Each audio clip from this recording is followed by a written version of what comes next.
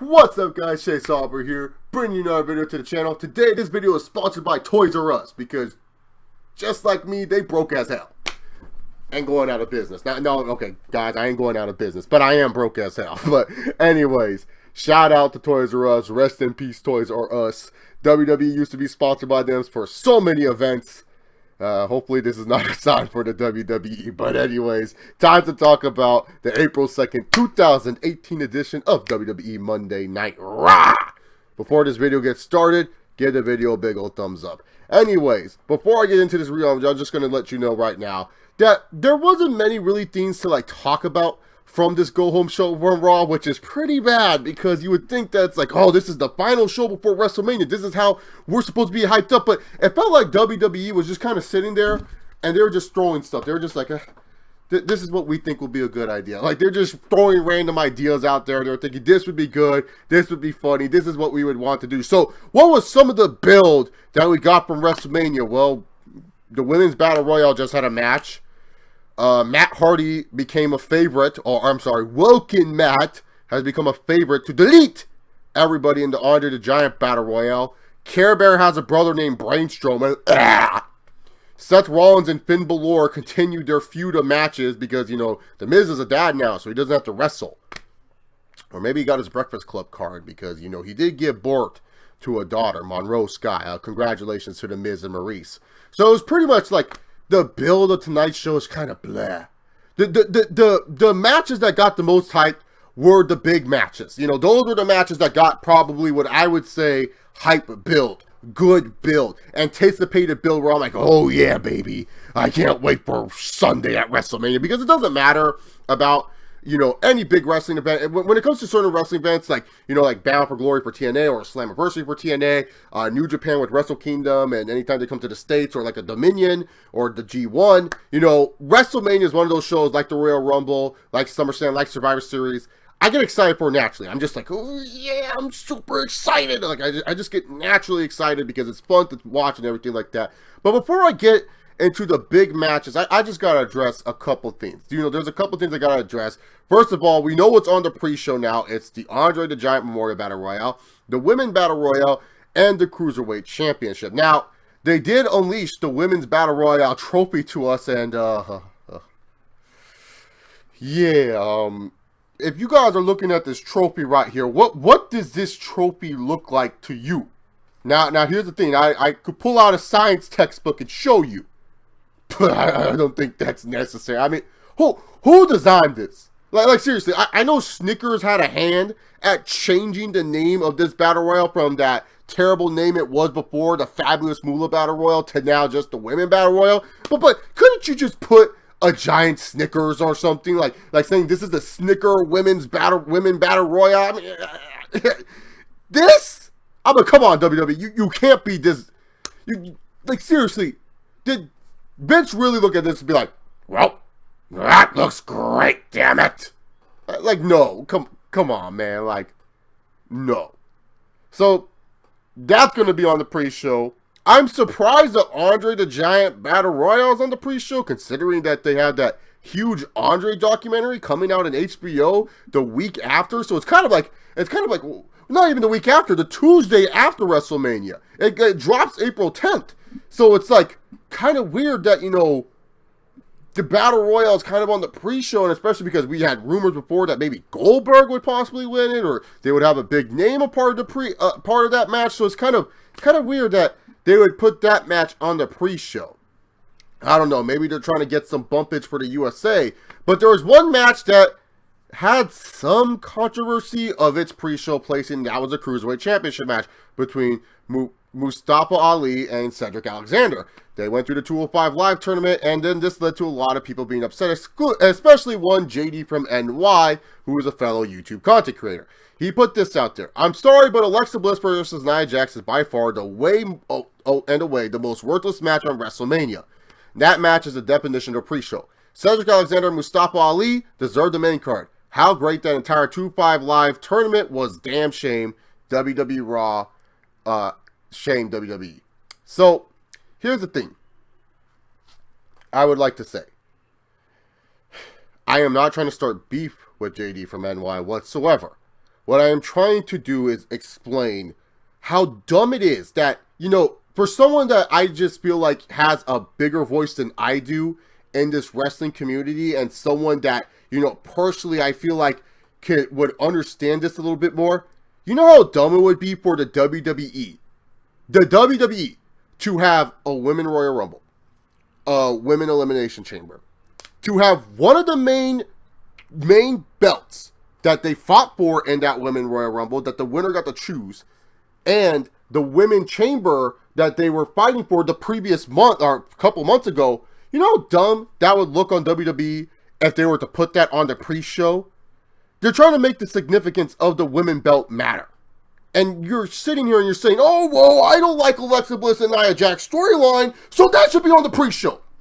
Hasn't Alexa Bliss and Nia Jax storyline been good? Not really. Has it been relatable to some people? Yes. Has it been something I like on a week-to-week basis? Depends on how they were booking it. I wasn't really big on the whole Nia Jax interview. I think Nia Jax doesn't really sell by talking, but by the fact that she can actually just kick ass. To me personally, it's so counterproductive to be sitting here and saying, oh, the Cruiserweight should be on the card. Screw the women wrestling match. Okay, first of all, here's the thing. How bad would it look on WWE if they were to put one of their women title matches, which are considered main event belts for the women division, on the freaking pre-show? I know they put other belts on the pre-show, I get it. But the thing is, what JD from NY doesn't understand, and what some of people need to understand that are upset about the Cruiserweights not being on the main card, is that it would make WWE look so stupid, and it would make the Women Royal Rumble, the Women Chamber, and all this build-up feel like a waste of time. And I know a lot of people are going to say, well, Chase, why is the Women Battle Royal on the pre-show? Here's the thing. Is the Women Battle Royal winner guaranteed a shot at the women's title? No. Has the Honor the Giant Memorial Battle Royal got a guaranteed shot at the world title after winning? No. Most of the time, that winner doesn't do shit. That's the same thing with the Women Battle Royal. It's just a way for these women to get on the card. Heck, I'm not even a fan of that matchup. I don't think it should be a match at all at WrestleMania. But for me personally, when you are sitting here and you are trying to tell me that the Cruiserweight tournament that happened on 205 Live was so great, that's ridiculous. Because I haven't heard anyone at all talk about how amazing and awesome. I've heard people say 205 Live has gotten better. I've seen the episodes of 205 Live, and really, to be honest, if you're sitting here trying to tell me that tournament was great, no. They had one of their guys that they've been building up for weeks, and Hideo Itami, lose in the first round. They wasted time calling up Buddy Murphy and freaking Roderick Strong just for them to be semi-main event, semi-final eliminations, and especially with all the hype that they did with Buddy Murphy. I like Mustafa Ali. I think the dude's talented as hell. I think Cedric Alexander is great.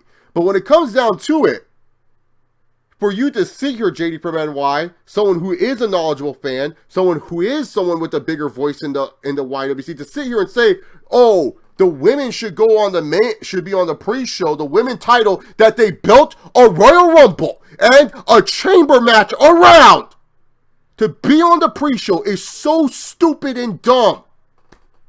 I get it. People are not happy that the Cruiserweights are on the pre-show. I know people are going to sit here and compare New Japan's light heavyweight division and WWE's Cruiserweight division. Stop it! The way New Japan handles their light heavyweight division is totally different than the Cruiserweight division. The light heavyweight division in New Japan has been something that has been established for many, many years.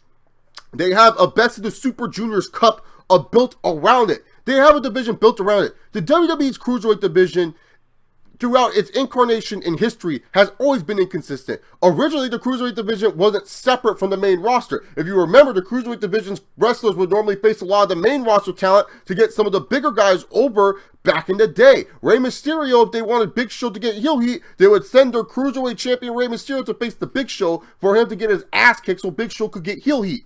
WWE has never had a good established Cruiserweight division. This is literally the Cruiserweight titles, third, second year on the main roster? And you're sitting here and trying to tell me that a Cruiserweight title should be on the main show over the women title that they built a Royal Rumble and an Elimination Chamber around. You know how dumb that sounds. When the Cruiserweight title has barely been born. And I get it. This would help the Cruiserweight title mean something. It doesn't feel like a lot of fans care about the Cruiserweights. Heck, a lot of times on my Twitter feed, when I see a lot of Cruiserweight action going on, a lot of people say, oh no, the Cruiserweights are back on Raw. Or like, oh shit, I gotta change the channel. It's time for the cruiserweight. Right now, the cruiserweight division is still growing. Forcing it on the main card of WrestleMania, and you think it belongs there, but it doesn't. Forcing it on the main card of WrestleMania will just lead to fans sitting on their hands like this, giving somewhat of a pop for them going out there putting on a 10-minute, okay, so-and-so match won't change anything for that division, and that's a fact. So really, to be honest, if any of you guys are mad about the cruiserweights not being a part of the main card, fine. But just understand, I'm putting out great points of how dumb it is to just say that the women's title should be on there. I mean, there's other matches that are just not worthy for the freaking main show. But to say the women's title, you would make the WWE look so stupid and so dumb. Because once again, and I like to repeat stuff because sometimes people don't like to take that wax out of their ears and listen. They built a Royal Rumble and Elimination Chamber around that title. I rest my case. Let's move on forward. Let's talk about the stuff that matters. Because when it comes down to it, the big matches got the good build tonight. Ronda Rousey, Ronda Rowdy, Honda Housey, I don't know how to say her name. Kurt Angle was butchering it, so whatever. Ronda Rowdy, Kurt Angle, Stephanie McMahon, and the Game. Had this awkward Q&A segment that was just so fun to watch. You can tell, even though Ronda still is just on the mic and not really good at all on the microphone, because I just don't understand. Like, WWE, have you not trained her how to, talk into the microphone at all? But you could tell the fans are interested in what she's going to say and do, which is really, really good for this company, that they have someone that the fans are enticed to. So Ronda Rousey is doing her stuff right here. Stephanie is doing her annoying heel stuff. It was a fine segment, but what I liked about the most was they had that little MMA photo op, and they're acting like, oh, nothing will go wrong here. And then, of course, something went wrong. And seeing Ronda Rousey actually take a bump, and her first legit bump that we've seen of Ronda Rousey is actually going through a table. I mean, you got to give the woman props. I mean, who would have thought that Ronda Rousey would be like, oh, I'll go through a table and look bad before WrestleMania. I mean, that's good stuff. So really, to be honest here, although it was awkward and somewhat bad, but it was also good at the same time, it really shows you how much of a star that Ronda Rousey can be for this company if used correctly moving forward. Because right now, she's in a feud with Triple H and Stephanie, and I can't stress this enough that the writing team is doing their best to make this feud feel like a huge deal, because A, it's Triple H and Stephanie, B, is Ronda Rousey. But I'm more concerned in the future, when you take Triple H and Stephanie out of the equation, what will happen when it's just Ronda Rousey? What will happen when we're focusing on just her? That's what I'm wondering moving on forward. Then we get on to the John Cena and Undertaker stuff, and Cena was just trying to get the crowd going because he feels like he's going as a fan at WrestleMania, and Cena's all sitting there and saying to himself, like, you know, I'm just going as a fan. The dead man let him down. Guys, if you want to hear see the Undertaker scream, and the fans were going crazy, and, you know, honestly, this was one of the louder reactions I've heard from wrestling fans in quite some time. Like, the fans were actually into it. They were chanting Undertaker loud. Hell, even Cena got a chant going. You know, this was fine. Now, I wonder what they're going to do for WrestleMania. Is Cena literally going to be in the crowd, and then all of a sudden is Undertaker's gong going to hit? Or is Undertaker going to ride on a motorcycle like a crazy old man and grab Cena over the barricade and start beating the shit out of him? I don't know. Honestly, don't know what they're going to do. But for the build-up for that match, it was pretty solid. It was something I was saying to myself, that was a good job. That was probably my favorite thing that they did for the Cena Undertaker, because it leaves me with a good surprise for WrestleMania 34. And that's always a good thing to have, is those surprises, because not only do we have to know who Care Bear's tag partner is, we might get, you know, a surprise with Cena and Undertaker. Whether it's good or bad, we'll have to wait and see. Also, Elias had a concert, and he said that he's going to give out a great show at WrestleMania, so I feel like there's another concert we might see at WrestleMania. Wink, wink, nudge, nudge, paging Rocky Johnson. I think I know what you're going to do, Dwayne. So that's something to look forward to. Just wanted to throw that out there. And then finally, the main event segment. Typical Paul Heyman promo, saying how Roman Reigns won't do shit to Lesnar. Lesnar jumping up and down like, oh, I'm me, Brock Lesnar. Roman Reigns comes out, fans are actually behind Roman, and no, it's not because he got his ass kicked last week, it's because Roman Reigns is a badass tonight. WWE, this is all you had to do with Roman.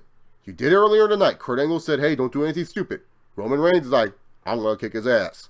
That's all we ask for Roman Reigns. We're not asking Roman Reigns to come out and cut Jack and the Beanstalk promos and, oh, I'm going to suck one succotash you, fool.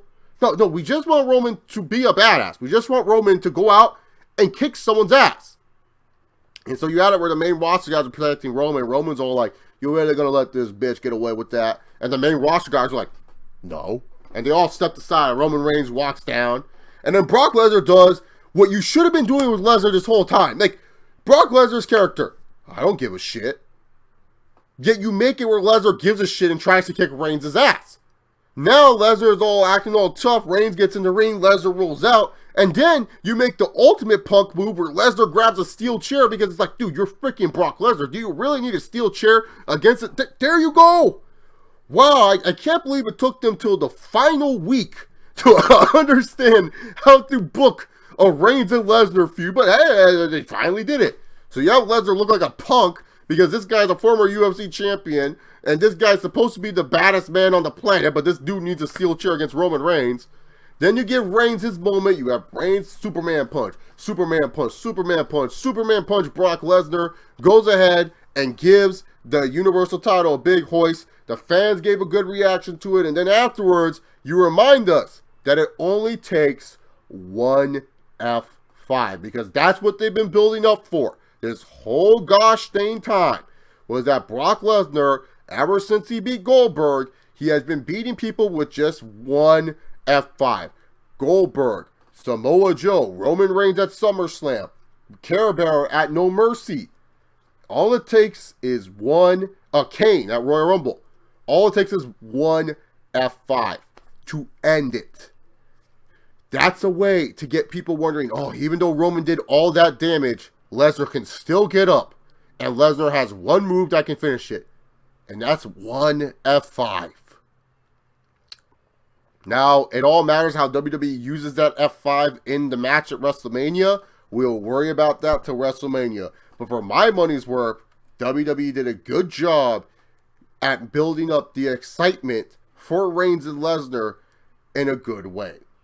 Overall, though, this go-home show of Raw, like I said earlier, it was just a thrown-together mess. It didn't really get you excited for any of the filler stuff. But for the main card stuff, I definitely, for the main event stuff, I should say, the main matches that they care about, I felt they did a good job. But this Raw episode was still a meh episode. Not a bad episode, but a meh episode. Hopefully, maybe next week for the Raw after Mania, which a lot of people think is bigger than WrestleMania, they'll eat that Snickers and give us a good episode. Anyways, guys, what did you guys think about Monday Night Raw? Just comment section down below. If you guys liked the video, make sure you give a big old thumbs up to this video like I said earlier, and hit that bell for the notification squad. I don't even know what that means. All I know is that if you guys want to see my ugly face on your little notifications, just hit the notification bell. Thank you all very much. Follow me on Twitter at ChaseOliver68. Remember, guys, just like our Universal Champion Brock Lesnar, sometimes you don't have to give a shit in life.